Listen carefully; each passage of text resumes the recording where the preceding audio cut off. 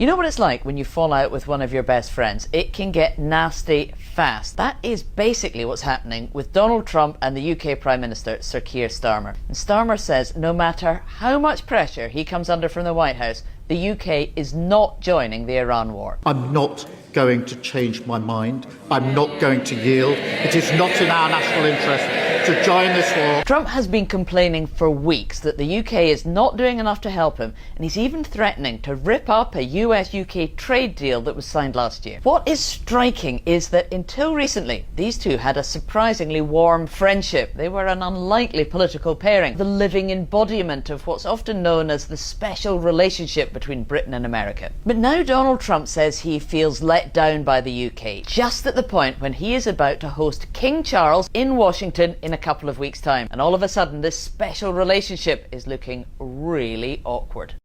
This is Dubai's first 24-carat gold note. This limited edition souvenir costs 159 dirhams, but you can't spend it in shops. Each note has 0.1 grams of gold, a unique serial number, and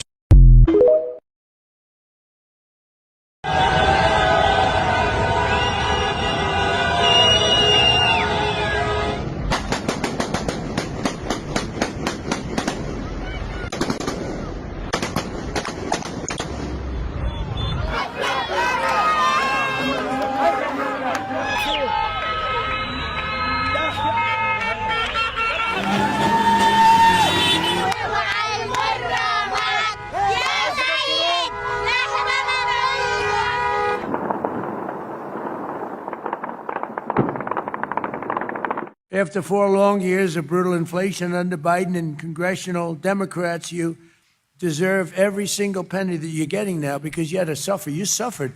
We had the highest inflation in the history of our country under Biden. Sleepy Joe, he's the worst president we've ever had by far. Average refund, the average refunds this season's over $4,000.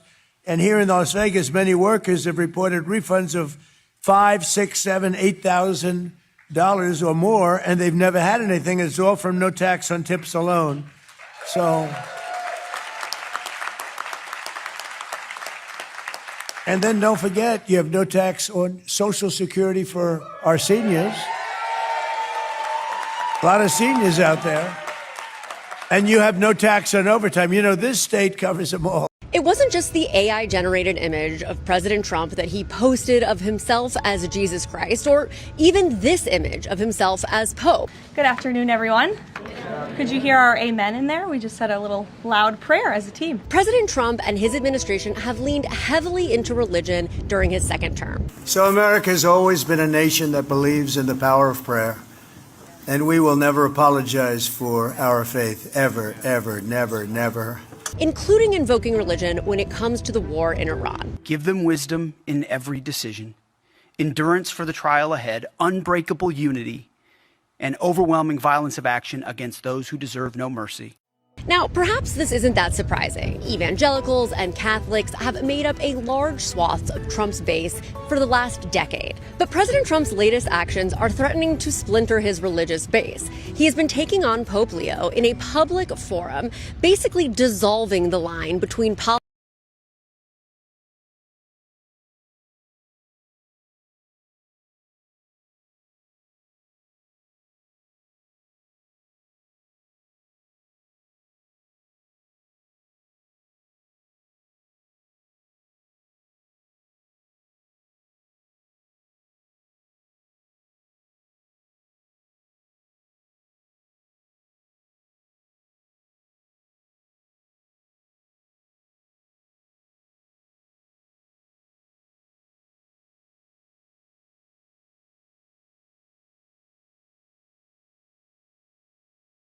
This is Fado's funeral here in Lebanon. Fado was killed with 2 other paramedics in a triple tap attack by Israel on first responders. The desperate attempt to save them was caught on camera.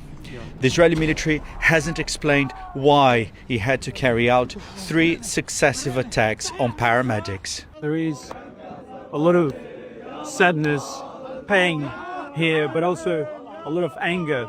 His family, friends and colleagues, they all say there was no reason for him to be killed. Earlier this month, we spent days with Fado and his team as he told us how they lived in constant fear of being attacked by Israel. Must be buried in this improvised grave because he's simply too dangerous to take him back to his village. But the hope is that one day he will be laid to rest alongside his relatives.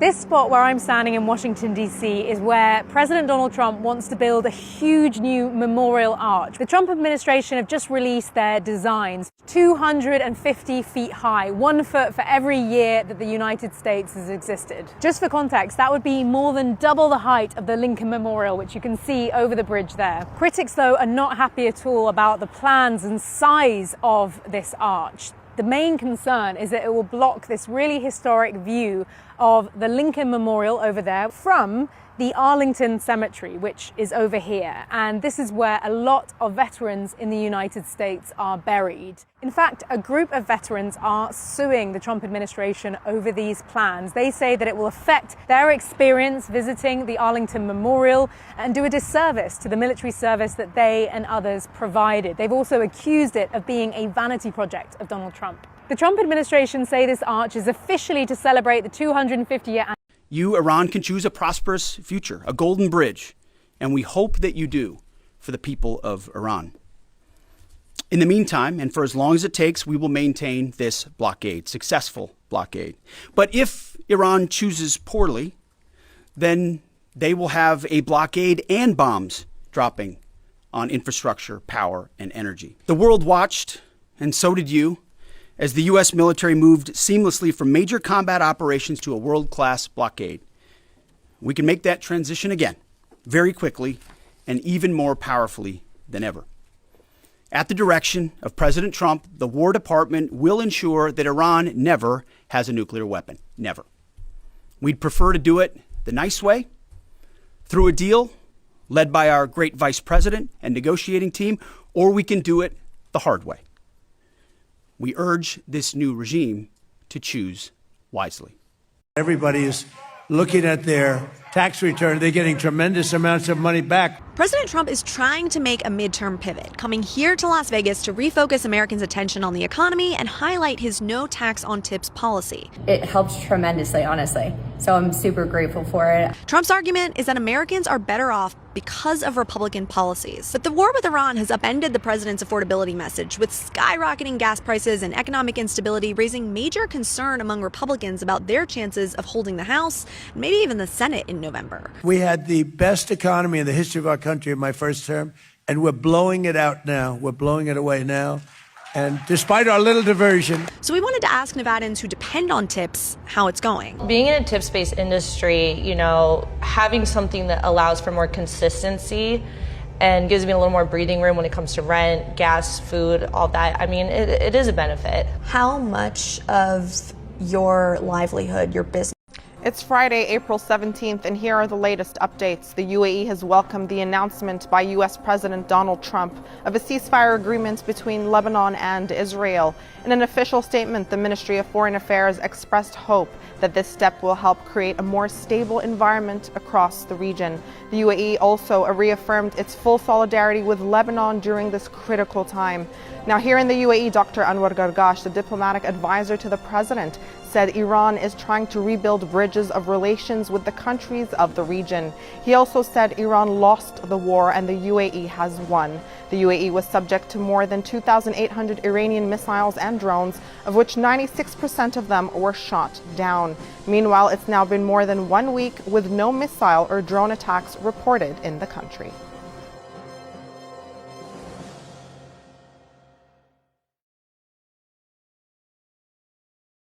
I'm here to confirm the identity of our shooter in this murder-suicide that happened several hours ago, as former Lieutenant Governor Justin Fairfax. Former Lieutenant Governor Justin Fairfax shot and killed his wife inside of their home and then shot and killed himself. That this has been an ongoing domestic dispute surrounding what seems to be a complicated or messy divorce. Former Lieutenant Governor Fairfax was recently served some paperwork associated with an upcoming court proceeding that apparently led to this incident last night. Both of their children, teenagers, the boys older than the girl, were in the house when it happened. So that's horrible news for the family. Certainly a traumatic event for those children to live through. But we know that it all kind of culminated last night when Justin Fairfax shot